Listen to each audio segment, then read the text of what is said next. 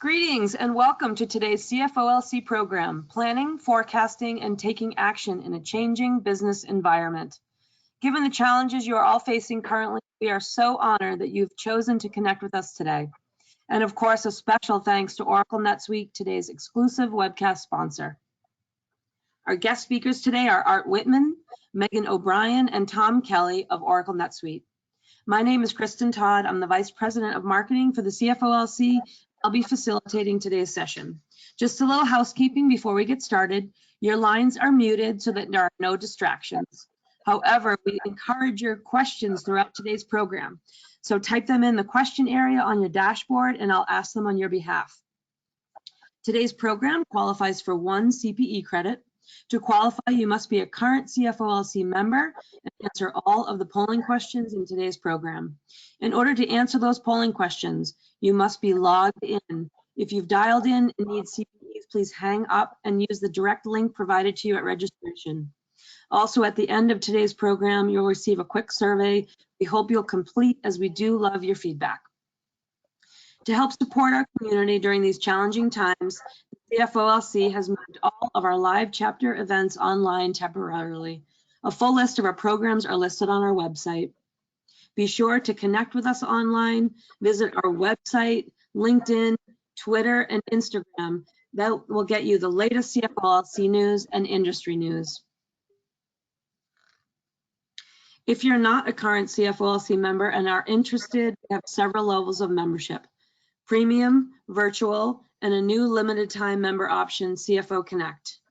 CFO Connect is our online members only forum, which, as you can imagine, is buzzing with activity now more than ever. It's a great resource tool included in all levels of membership. Members pose questions on a variety of hot topics and get the answers they need fast. For those members on today's call, thank you for your CFO Connect posts. I hope you continue to utilize that powerful member tool. And finally, just a reminder, the bulk of our online programs are also recorded and available to current members in our resource library. At any time, you can log in and listen at your convenience to the full recorded broadcasts. And now it's my pleasure to introduce today's speakers: Art Whitman, Megan O'Brien, and Tom Kelly. Art Whitman is editor of Brainyard Oracle NetSuite. He previously led content strategy across Informa USA tech brands, including Channel Partners, Channel Futures, Data Center Knowledge, Container World, Data Center World, IT Pro Today, IT Dev Connections, IoTi, Internet of Things Institute, I did Google that, and IoT World Series events. He was Director of Information Week Reports and Editor-in-Chief of Networking Computing. Megan O'Brien is Finance and Business Editor, Brainyard Oracle NetSuite. Megan covers the latest trends in strategy for CFOs. She has written extensively on executive topics as a former content creator for Deloitte's C-suite programs.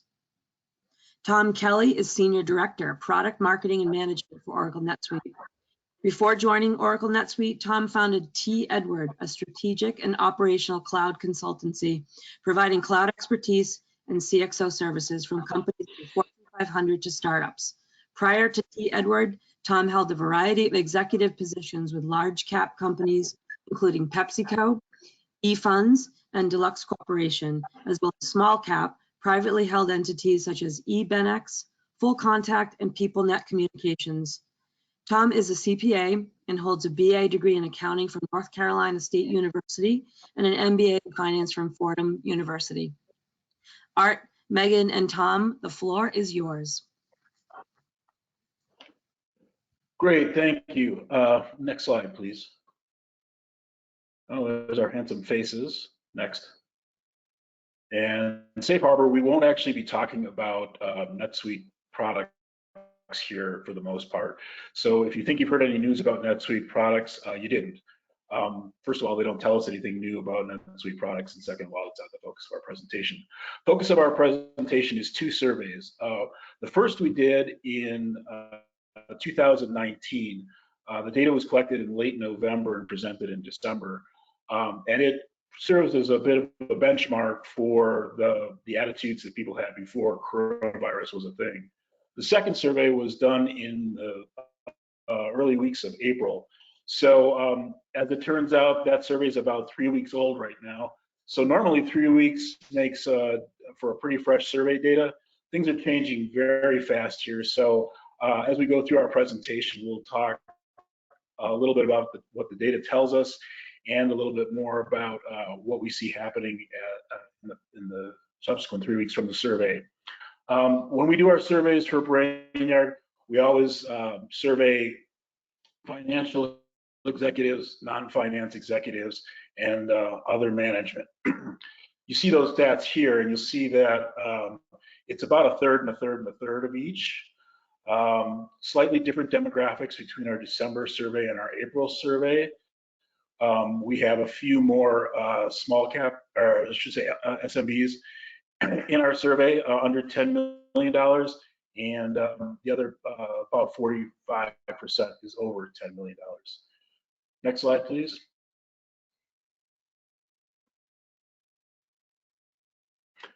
So in December, that was pretty good times, as you all recall. And what we found in our survey then was a very positive response from our audience. That compares to that first 10 days of April, where really people were just beginning to understand that there was going to be a lockdown for most of the United States. And I think all states had at least a partial one, if not complete. And the viewpoint at that time was that there was substantial harm for a little over half of the companies and slight harm for a little over a third. And we asked about their expectation for loss and profit, and both were down. You can see here about -9% in aggregate on expected income and about 13% down on net profit margin. So Tom, what does this tell you, and what have you seen that's different? I know Minnesota, where you're from, is a stoic but positive place. Are you seeing that people are a little bit more positive than this now, or is this still a prevailing attitude?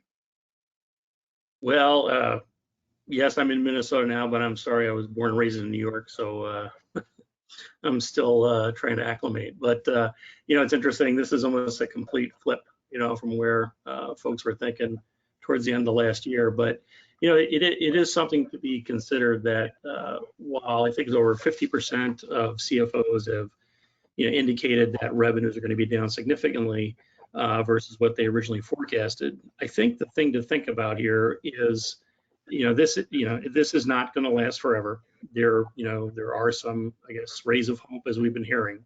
But I think what organizations need to do is not just simply take, a complete negative view of everything. There are things that organizations can be doing, because when we do come out of this, the question is, what are you going to be doing now that's going to make you better off, when we come out of the situation we're currently in? So what I would hope organizations are doing is looking for those opportunities, and whether that's, getting employees trained that you haven't had time to do, maybe look at, how you're doing certain processes within your organization. Because now I think with some of the government programs that are out there right now, we're still able to pay employees. And if our revenue and our activities are down and you can still get to work or even work remotely, I think there's an opportunity here for organizations to make a big impact, on their infrastructure and resources to make sure that they can, not to coin a term, but really hit that ground running when things truly turn here for us. Yeah, we'll talk more about it later, Tom, but one of the things we saw in the research was that there's folks who had technology who were operating as in e-commerce and other aspects of their company were digitized, that they seem to have weathered the storm or are weathering the storm better than those who didn't have that capability. Are you seeing interest in people continuing that move, making sure they have the ability to meet with customers online and so forth? Yeah, I mean, absolutely. I mean, you look at Zoom, and I think the numbers were before COVID, they were averaging about 10 million sessions a day, and that's gone up to 300 million. I mean, it's unbelievable. But the point is, I think a lot of companies out there have been able to work remote, whether they're in the digitized world or not, because there's several tools out there, obviously, we can leverage and use. So I think some of those companies are obviously, benefiting from the situation because of how they were established. But, because things are somewhat, cloud-based these days, there's a lot more I think you can do even if you're not 100% in the cloud right now, you can get yourself ready for that by leveraging some of these tools. So I think, again, I know I'm trying to be optimistic here, but I do think there's a lot of opportunity here that organizations can do, as opposed to just sitting around and maybe just looking at their cash forecast, which, as we just said, is probably not the most optimistic view in the near term. Yep. Next slide, please. Here we're showing some of the most common actions that were being taken with regard to employees.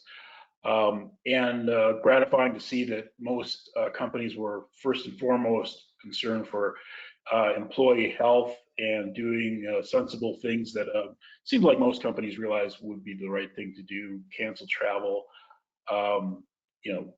move as many employees to remote work as possible, and offer flexible hours where possible.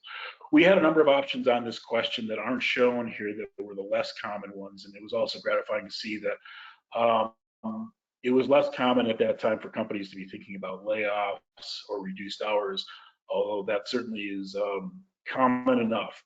So, Megan, as you've been watching, what have you seen? What phenomena have you seen that companies are starting to look to restart? How are they coming back to business? Sure. Thanks, Art. So when we look at these actions, a lot of them were likely taken as well due to requirements and recommendations in light of the coronavirus.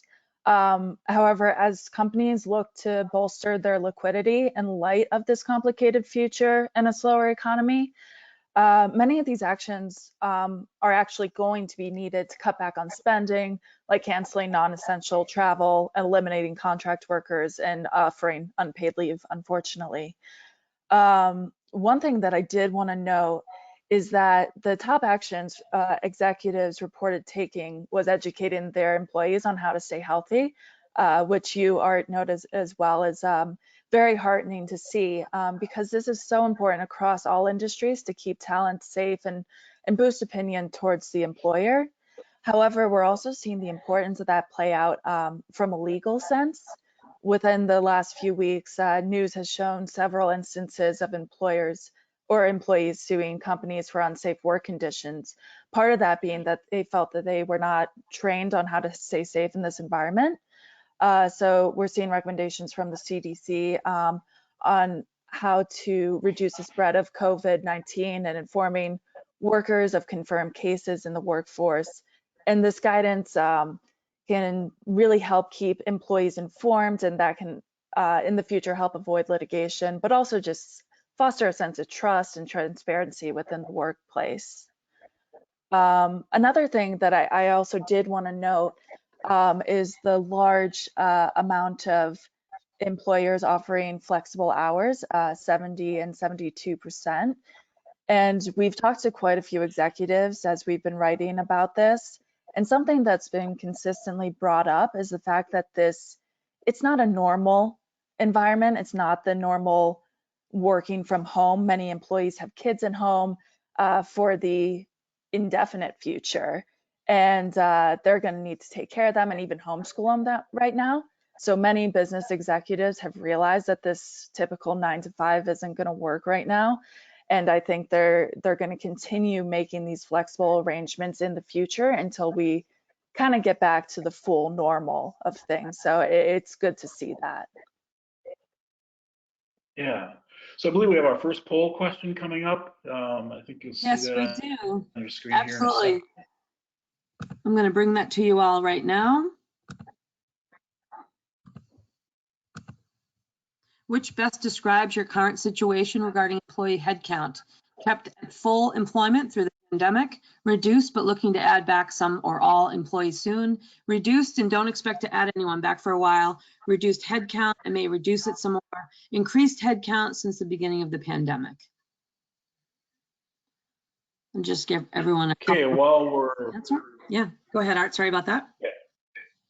Yeah, no problem. While we're waiting for folks to take that, Tom, I saw a really interesting story in The Economist today. And the story was titled The 90% Economy. And what they've found is that in some of the Pacific Rim countries that were affected first and are recovering first, that it seems like there's a cap of about 90% on what economies can get back to. I was wondering if you found that surprising, or is that the sort of thing that people should be planning to? No, I don't find it surprising. I mean, obviously, we talk about the new normal, you hear it all the time in the media. And so, the fact that it's only going to be a cap of 90%, in the near term, that could be something I think that is, factored into analyses and all. I think it's going to be interesting to find out here what we get in this polling, because I'm interested to see as to, what the impact has been across organizations here that are, dialing in. But it's, it's going to be an interesting dynamic, obviously. And there are the Okay, results. it looks like we've got our poll responses. Mhm. Yeah. Sorry to talk over you. Great to see that 45% of you have been able to keep full employment throughout the pandemic. And the next largest fraction had to reduce, but are looking to bring back employees soon.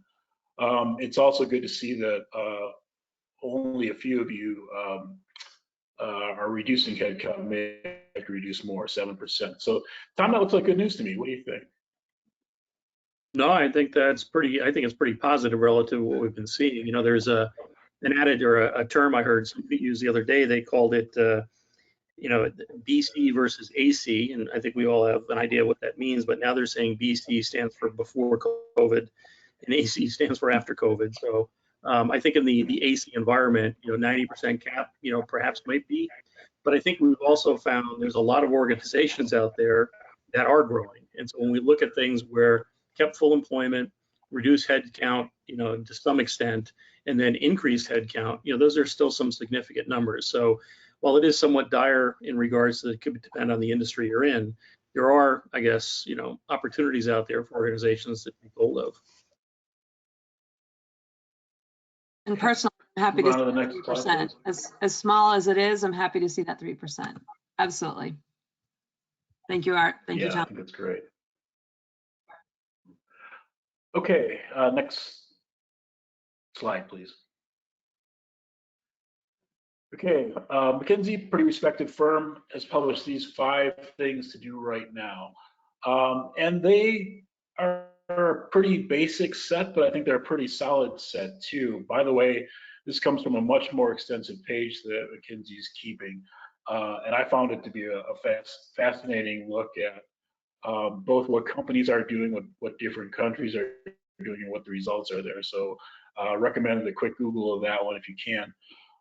Megan, let's start with you. Are these the sort of things that you're seeing the folks that you're talking to do, and where are they focusing their energy? Right. So it is definitely a complicated time. So I think the kind of 5 things to know and base your strategy on is very helpful just from a planning standpoint, because the White House did issue guidelines for opening up America again. However, these guidelines don't actually have the force of law, so they don't supersede applicable state and county health orders. So that's always important to keep in mind.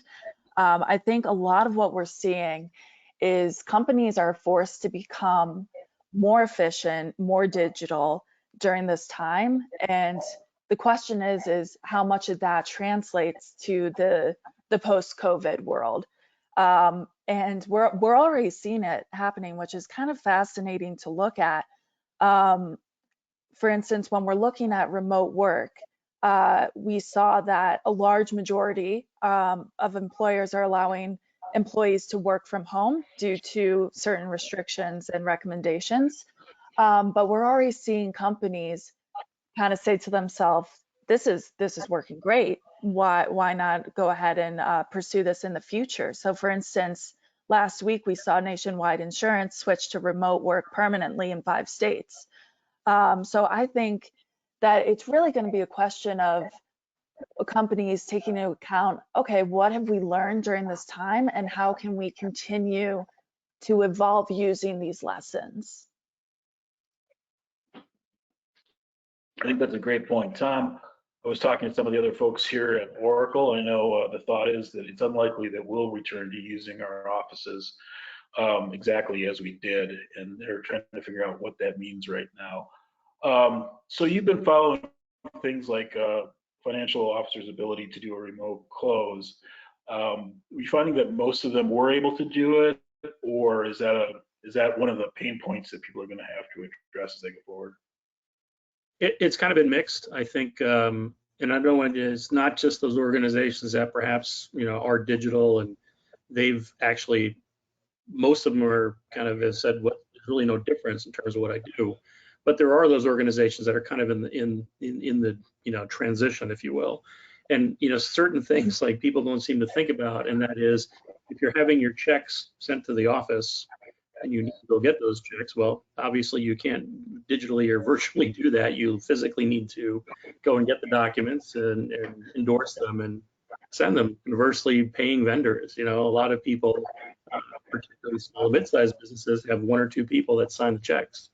And so having to get stamps created so that people can do this. So the point I want to make is I think people are getting, I don't want to say it's creative, but they're taking the challenge on and they're not looking at it and throwing their hands up. There's ways to go about doing things perhaps differently than you've done them before. So while it's not easy, I definitely see organizations making the move. When we talk about remote work, as Megan just said, nationwide, the large company had mentioned we're having a Zoom meeting with the executive vice president, and somebody asked the question, are we going to have to go back to the office once COVID-19 kind of regresses? And the executive vice president, the comment was, well, we've been as productive, not more. So I don't really know why we would have to have a policy where we have to work out of the office in the future. So a lot of changes going on. Remote work has been changing, but I think the reality is this has kind of been the, kind of that moment where it's required people to adopt. So the folks that want to avoid technology are doing so. Now are kind of, you get the burning platform. I need to either stay on it or jump. So a lot of people are taking that leap, if you will. Okay, I'm going to go through the next two slides fairly quickly. So if I can just see the next slide, this indicates where people are looking for financial assistance. And as you can see, most of them are looking to the federal programs we've heard so much about. And only about 20% on here are saying that they'll use none of these. Go to the next slide, please. We have a little bit more detail on this, then I'll bring in Megan and Tom. It turns out that the financial and non-financial officers of the company are pretty much in lockstep on what they plan to do. Looks like the non-financial officers are a little bit more interested in state programs. But what's interesting is, we found this in other data too, that the other managers, so the folks that are the next level down from the executives, were generally less interested in taking money from programs and generally more interested in more extreme cuts. And it looks like that might indicate a little bit of a disconnect between what executives are thinking and what they've been able to communicate to managers. So first, Megan, are you seeing any changes in the programs that would lead you to believe that this is not the way folks are going to get financial assistance? Right, so it's constantly in flux. So, I was looking at these slides on last week, and I said, you know what, there's almost not even a point because it's going to change by Monday.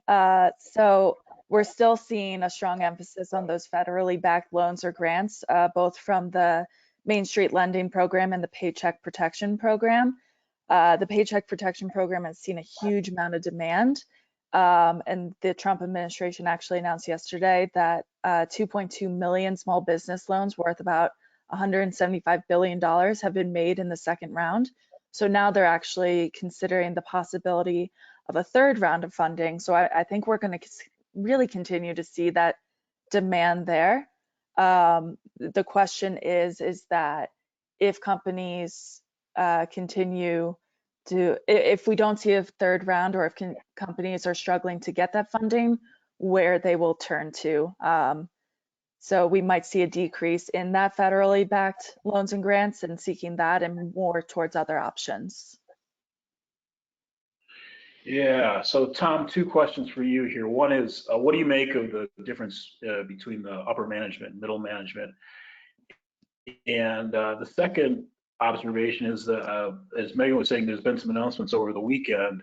One of the other announcements was that the Main Street Lending Program actually had the cap or the minimum loan was too large for a lot of companies, and they're looking to lower that. So what do you think about those two things?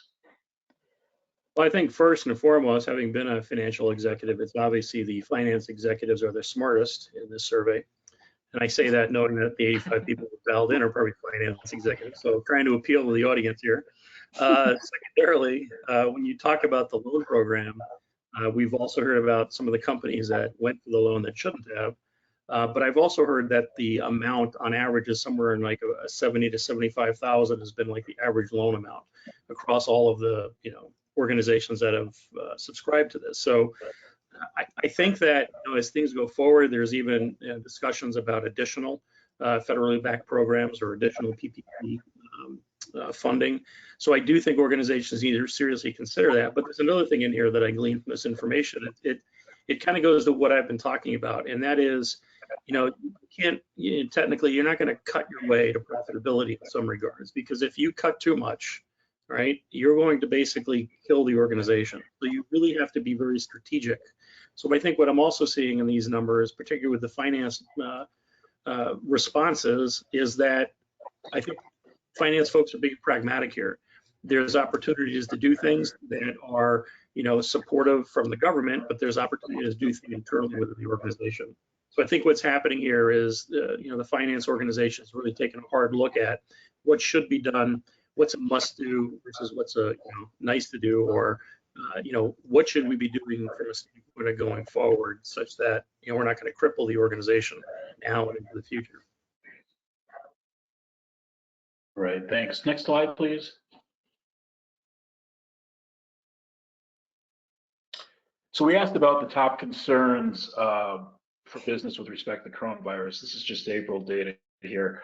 And what we found was, this is shown through in other polls too, companies under $10 million tend to worry more about what's going on with their customers, and the companies over 10 million tend to worry more about things like supply chain and workforce issues.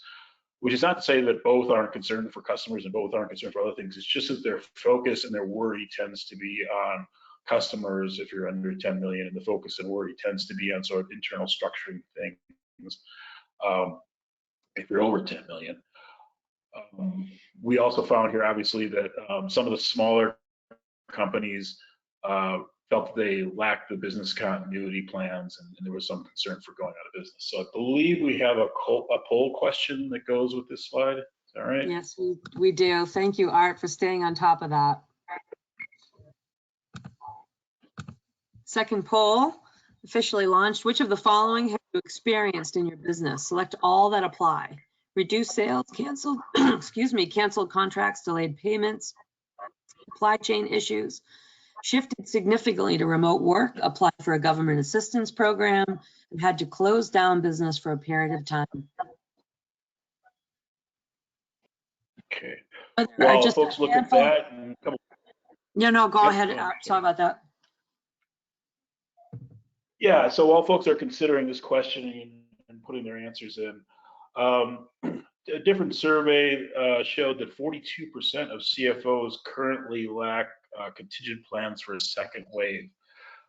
We sure hope there's not going to be a second wave. I think everybody hopes that, but history indicates there usually are with these sort of viral pandemics or epidemics. Tom, if you were thinking about a contingency plan and wanted to consider a second wave, what would be in your head first? What would you think about in terms of conditions or actions you might take? Kind of surprised that it's 42%, because technically I think financial CFOs usually, they prepare for the worst, expect the best, prepare for the worst. And I think, as a second wave may or may not come, here we're seeing stuff. So, wow, 76% have reduced sales, contracts, or payments, supply chain issues, and shifted significantly to remote work, 78%. So obviously there's a lot of things in flux and there's a lot of dynamics going on here.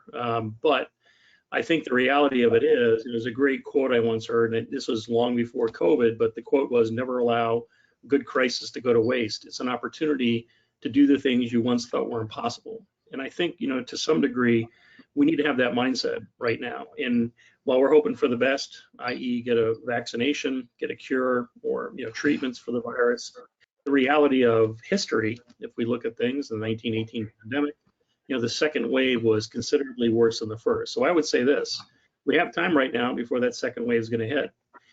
We obviously have still kept a lot of resources. I think now is the time to really get the brass tacks and figure out what exactly you're going to do. Best case, worst case, most likely, and then make sure you can execute against it with all the resources, whether they're able to show up at the plant or whether they're all working remotely. Yeah, things like supply chain diversification and just examining which parts of your product set are actually making the most money, are easiest to produce under these conditions, seem like things to look at. Obviously, the shift to remote work, Megan, that emphasizes your point that a lot of people just aren't really thinking about coming back in a complete way. So any thoughts here on what you're seeing in terms of does the 76% reducing sales surprise you all, Megan? No, it doesn't, just because something that I've been examining extensively is kind of that how to bolster liquidity right now, because liquidity has become the all-important focus. And I think it is something where a lot of companies are finding the need to kind of adjust right now, reducing sale, canceling contracts, delaying payments. And my hope and what I've seen is that they're going to kind of make that adjustment, figure out, okay, how do we operate in light of this demand and in light of these restrictions? And then once they kind of make that pivot, I think we'll see things ramp up again. Good point. Thank you. Let's go to the next slide, please. Next one. Okay, this is our executive management confidence ratings, which I think are really interesting. Again, we found that there's pretty much a similarity between companies under 10 million and over 10 million, but there are some slight differences that are important. There's a little bit more confidence in success for some of the smaller companies, but a little less confidence for decision making, which is interesting. So, Tom, you've dealt with, you've been a CFO, I guess, in certain times and uncertain times. What does this tell you about what people are thinking, and what's your advice on managing through?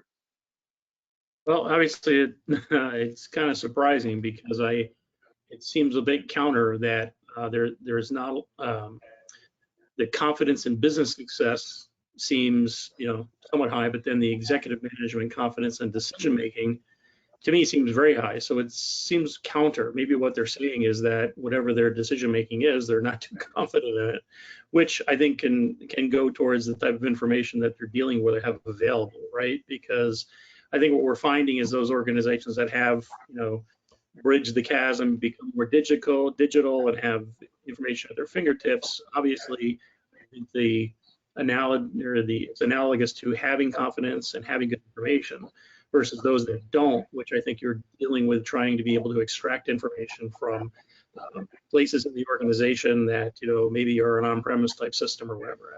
That would probably be my first perspective on kind of the dynamic that this need is showing. Yeah, let's. I think one of the things that the data may be showing us here is that as people are planning in December, they were planning for growth and success and things like that, and now they're honestly a little bit more worried about making sure they have a good plan for survival. And if we can move to the next slide, I think we'll see why that is. Yeah, this slide shows the typical cash on hand for small businesses in the United States. The data is a little bit old, it's from 2016, but I doubt it changed much over the 4 years. And so almost no small businesses would have more than a month of cash on hand, which I think speaks to that uncertainty and sort of the changing way they're looking at things. So Megan, you've been looking at liquidity. Does this surprise you at all, or is this the sort of thing that you were finding? And how are people adjusting? Yeah, so always coming back to liquidity right now. So I think a lot of companies have their value tied up in non-current assets, which is affecting their ability to pay off current liabilities. So a lot of companies are having to convert some assets to capital, push off some investments, and cut costs in order to bolster liquidity and make sure that they have that buffer. Also, an interesting thing to look at is when you look at those industries with the lower amount of buffer days, they're industries that are very reliant on regular, predictable cash flow, which I don't think there's anything regular or predictable about the time we're in right now. And so I think coronavirus has kind of shifted the way that businesses can make money. You know, for instance, restaurants, way at the bottom there, they're very reliant on dining in, and now they're becoming more reliant on delivery and takeout. And even as things begin to reopen, many restaurants are restricted from serving the same amount of people as it had in the past. So I think they, along with other industries, are kind of being forced to reinvent their cash flow and reassess the resources that they have in order to fit that new business model. Okay, I believe we have a poll question that goes along with this, so we'll bring that up now. Okay, wonderful. Caught you off guard, didn't I? What's your current cash reserve in days? Less than a week, 1 to 2 weeks, 2 to 4, 4 to 6, more than 6 weeks. Okay. Tom, as people are considering this and thinking about the slide we just saw, where a lot of folks really had 2 to 3 weeks of cash on hand, do you think this is going to, this experience will just change that attitude, and that there'll be an effort to keep more cash on hand, or is this just the reality of doing business for a lot of these sorts of companies?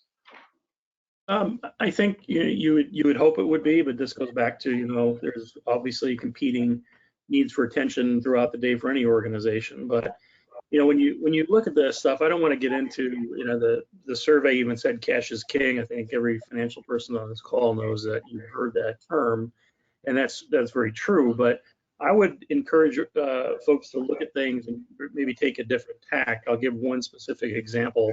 Working for a retailer in the past, in the 2008 timeframe, and things were going that well. Wow, more than 6 weeks at 55% of cash, less than a week. So perhaps almost this mirrors what the results were showing back in whatever it was 2016 or 17. But the point I want to make is this: take the example of if you have a location in a strip mall. What I found out is that surprisingly, a lot of the strip malls are owned by individuals, people, not necessarily big real estate ownership.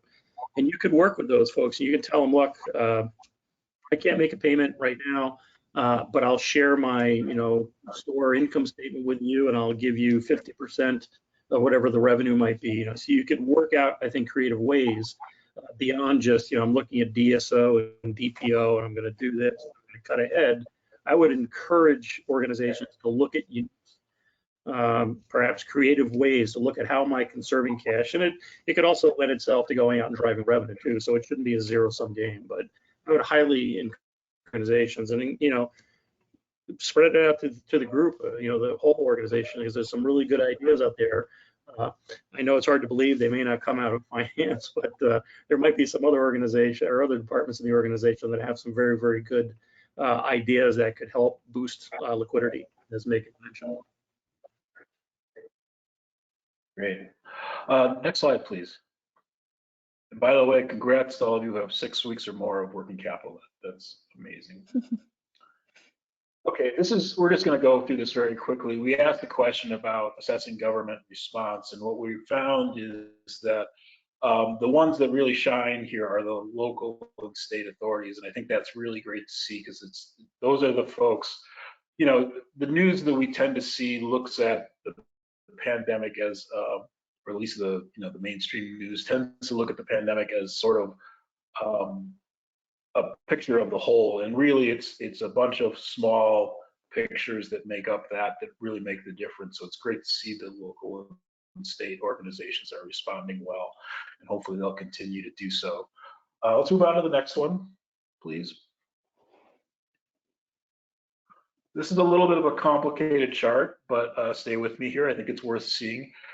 What we did is we looked at just the companies that are who have, I'm sorry, it should say revenue plans for 10 to $50 million of revenue, seeing what their spending is. Now, in December, you'll see that almost universally spending was expected to go up. And interestingly enough, the financial executives thought it would go up more than the non-finance executives. The downward pointing ones are from April, of course. And we see that generally speaking, the finance folks are expecting bigger cuts or looking for bigger cuts than the non-finance. The really, really interesting one is in IT technology, where non-finance is actually looking to stay about even with their spending, not cut it versus, and it looks like the finance executives are looking to cut it about like they are other things. So, curious, Tom, what do you think? Does this look like a sensible way to approach spending cuts, and who's right, the finance or the non-finance guys? Here's where I may separate from my brethren, but you know, one thing when I look at this, it's almost like one of those pictures you see where the photographer has taken a picture of the lake and the sky, and it's tough to discern, you know, which side is up, right, because of the reflection. But in that, when you look at this, and I look at marketing first, and I see that, you know, there's a significant, you know, difference or delta between what non-financial execs are saying versus the finance folks, and I think, you know, in this regard, particularly in this situation, you know, communication is paramount, whether that's internal within your organization or frankly external in terms of what you're doing as an organization and what you can do for your, you know, industry, customer base, you know, whatever. As far as technology is concerned, this one's a little discerning to me in a sense, or concerning to me, is that finance folks are really being, you know, encouraged or pushed, for lack of a better term, to embrace technology, you know, to view it as, you know, this key enabler to getting things done. And I think what this really shows is I think maybe this decision might be a little bit foolish and kind of goes counter to what we're seeing, because if organizations are not embracing digital to the extent they can, or cloud that they can, and they have to work remotely, I'm having a difficult time connecting those two dots. Is how are you going to achieve, you know, remote capabilities when you're not embracing some of the technology? And hence, a lot of the technology that's available is relatively, you know, cost effective. So, you know, I think some thought should be given to, you know, these cuts that are laid out here, as far as what you were going to be doing, you know, starting tomorrow and into the future. Great. Yeah, I agree with you, Tom. And I think just because this was data from early April, I think the knee jerk was probably to cut across the board, you know, in deference to cash flow. And I'm guessing that maybe this has become a little bit more nuanced since then. But let's take a look at the next slide, please. And in this slide, we're specifically asking what the top priorities of the finance department are. And we asked this question exactly like we did in December, so there won't be any COVID-19 specific responses here. But what we wanted to see was just how finance itself was thinking about changing the sort of the things that it would do on an ongoing basis. And not surprisingly, identifying savings comes up, but also comes up identifying areas for strategic growth. Those KPI reporting projects that have been on the back burner, they will remain there, it looks like. And then, of course, a little effort to improve risk management. And here, about twice as many are saying develop or improve their e-business strategy. Megan, I know that you've been looking a lot at cash flow, so we won't talk about cash flow for this one, but what do you think about these other areas? Does this sound like a good plan and what you would expect? Right. So I don't think the first set of data points is a surprise at all. Definitely an emphasis there, as we've mentioned. I do think that it's kind of heartening from what we've seen and what we see in this data that the focus on data use hasn't shifted much. It's only dropped about 3%, and it's holding a strong 58%. So I think this emphasis can be attributed to the fact that data is becoming increasingly critical. You know, effective data can help organizations adapt and optimize their operations to support new scenarios that emerge without having to overhaul their existing systems. Furthermore, data analytics can help coordinate response and remediation efforts across all teams. And then the emphasis on identifying areas for strategic growth in that other next data set, it's increased almost 10% from December to April as well. And I think that reflects back on what I've talked about previously. Companies are having to rethink their strategies. Some are having to shift in-person offerings to digital. Some are rethinking customer recruitment and retention strategies to this very newly, totally remote world, pretty much. And it is definitely a period of adjustment, as it looks like some things like consumer behavior are changing for the long term or permanently. So I'm really not surprised to see that. Right, agreed. Let's take a look at the next slide here. And in this one, we're asking how long people think it would take to return to normal from the day they were asked. So that's from the start of April. And for the majority, they thought it would be 6 months to a year.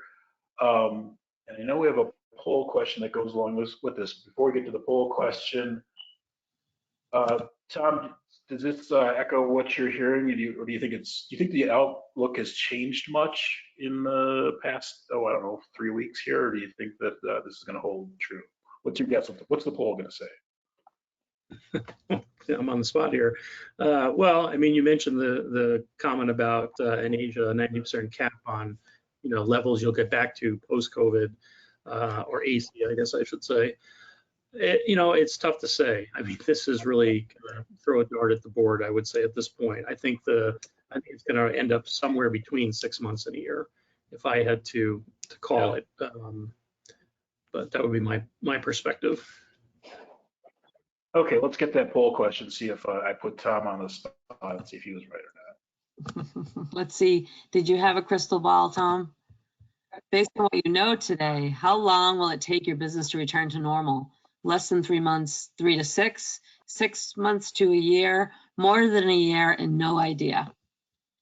I would say to the folks that, I have a little side bet with Art, so we're working on liquidity. We're gonna find out what the wager is. Well, I will cut you a check for a portion of what Art pays me.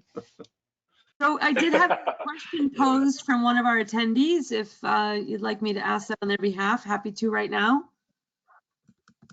Sure, let's have it. For companies receiving PPP loans, can you comment on how the companies are using the funds, bringing employees back versus using the funds as a low interest loan for their working capital needs? Megan, I know you spent, well, I think you expressed it to me as a ridiculous amount of time analyzing some of these programs. Do you have any insight there as to how they're using money? Yeah, so a lot of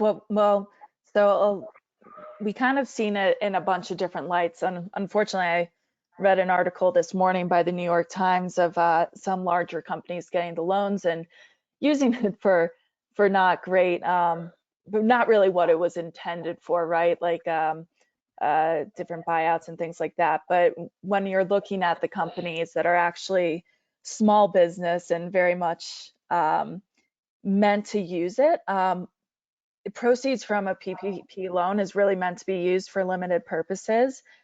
This includes payroll costs to cover the continuation of healthcare benefits and insurance premiums, employee salaries, commissions, mortgage obligations, rent, utility payments, interest on debt, things like that. And so that luckily is where we're seeing the majority of the usage. Okay. Do we have results yet, or are we still bringing those in? There. Yes, I just brought them to you. So here we go. Tom is psychic again. No surprise to us, those of us who know him. The majority, or not the majority, but the largest response is saying 6 months to a year, and then we have sort of a split on either side of that. Some see 3 to 6 months, and some see more than a year. And I think, you know, this, at least to me, seems really very, very valid and probably as it should be. So just 2 data points, and I'm going to turn it back to you, Megan. First, I saw a note this morning that said that according to Apple Maps, which tracks overall mobility, Apple can track overall mobility, the driving is back to about 90% of it as what it was in the peak before COVID-19. So people are getting out and moving around.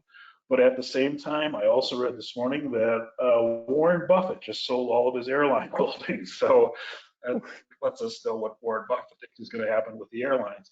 So it's a mixed recovery, isn't it, Megan? Yeah, I really think so. And part of that, it's on all sorts of different levels, right? Some of it's personal, what people think themselves based on their own beliefs, their own media usage, everything like that. But it's also something that really varies by state. As I said previously, yes, the White House has dictated kind of reopening guidelines, but that doesn't supersede what the states are saying. So you have some states that are opening very slowly, like Ohio, but then you have other states like Texas that are opening very quickly. So I think it does vary quite a bit on where you're from as well. Yeah, that's a good point. Okay, so that's, I guess, the end of our structured presentation. Do we have any other audience questions right now? Let me check. I don't think so, but we'll give them a few minutes to certainly, again, if you have a question for our panelists, please enter them in the question area. I'm happy to ask them on your behalf. We'll just give you a few seconds there. Yeah, so in the 5 minutes we got left, and we'll wait for questions to come in. I know a lot of you must be Star Wars fans out there because that's what finance people like. So may the 4th be with you. You stole my line, Art. Do we hear what the wager was, or is that too private? Was it a lightsaber? You know. Oh, usually involves, It was about the size of usually involves drinking, which means PPP loan. It was like 72 million. So Tom 72 million in fine scotch. I did hear that about Warren Buffett, and I was really discouraged about it. I heard actually he just sold American Airlines, or US Air, but you've heard, I guess, an updated version of that he'd sold all of his airline stock. So we stay curious, stay interested, certainly. It's going to be a different thing for airlines, of course. You know, JetBlue and Delta are now requiring face masks for their passengers, and you know, it certainly will be a case where people will think twice before getting on a plane, you know, having to sit next to people where they're just unsure of what their health conditions are. So it'll be a slow recovery for that industry. Well, we don't have any questions coming in, but do you have any final comments for us, not to put you all on the spot? Perhaps some takeaways for the audience. Yeah, I think my takeaway for the audience really is that I think that 90% mark that The Economist talks about is a really good one for scenario planning for the economy itself. Of course, your own picture may differ from that, but it's really important to have some scenario planning going on right now that examines a couple different options, and one option for sure is the possibility of a second wave. Tom, how about you? I guess I would say a couple things. One, on the more tactical side, I would encourage everybody to, you know, get to know those folks that are in your ecosystem, vendors, customers alike. Try to, you know, develop a more intimate relationship. You know, we can do Zoom, we can do video chat, you name it. I would encourage organizations to leverage that, because I think the more familiar you become with one another, the more willingness you have, I think, both ends to compromise. The other thing I would just say is this. I think as we've talked a little bit about organizations are changing, remote work and everything. Somebody made this comment. I think it's pretty true. I think we can all relate to it. And that is simply this, that today, right now, is the slowest day for the rest of your life. And I say that in terms of what's going on right now with remote work, the technology, the advancements, and how we're operating, not just on a personal basis, but even on a business relationship basis. Okay, Yeah, and thanks. I want to could give a just- final word to, yeah. Oh, no, sorry. I was just going to build off that, what Tom said a little bit. I think the first thing that comes to my mind with all this is agility. I hate using kind of the overcoined words, but I think it's just something that's going to be important going forward because we do have that technology advancing, the situation's constantly changing. And I think we're just going to see so many fluctuations in consumer behavior. So I think just being able to adapt quickly is going to be really key in all this. All right, well, thank you all so Sounds much. good. Thank you. Yeah, I just want to thank the three panelists so much today for your insight and sharing those survey results. Certainly gave us a lot to contemplate in the days ahead.